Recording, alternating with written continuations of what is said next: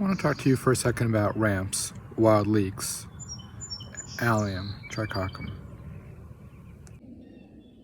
This is a little patch of formerly pretty weedy, still a little bit weedy, 30 or 40-year-old woods by our house. Here we seeded in a sward of blue cohosh. And up ahead, we've got a patch of RAMPS, wild leeks that we planted from youngsters that we grew in our nursery from seed a couple years prior to planting them. And this patch is probably 6 or 7 years old at this point.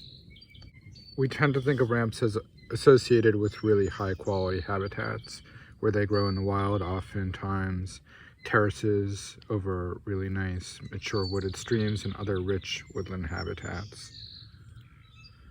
But this is a plant that's proved to be very adaptable to other kinds of conditions when planted and even when seeded. Let me show you something. Under these black cohoshes are ones that we, just kind of scattered seed out 4 or 5 years ago, starting to come up really nicely. You can see how the underlying matrix here is still pretty weedy. We got chickweed, cleavers, and so on, Allium vineale.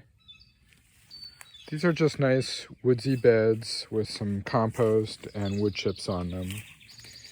And all these woodland wildflowers are doing really well here. But let me show you something else. We tossed RAMPS seeds a lot of places.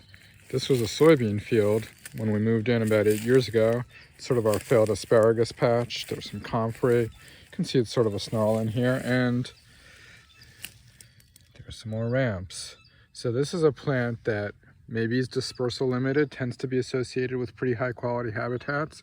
But if you gather the seeds, it's just a bunch of goldenrods and yellow rocket and stuff here. And these guys are doing fine. And there's a lot of other patches on our farm where we have RAMPS coming up from seed that looks like pretty marginal habitat. So that RAMPS patch that you're going and harvesting from in the spring, come back in the fall, gather some seeds, spread them someplace, maybe probable, or maybe even a little bit improbable, and help this plant to thrive, get around, and be there for future generations.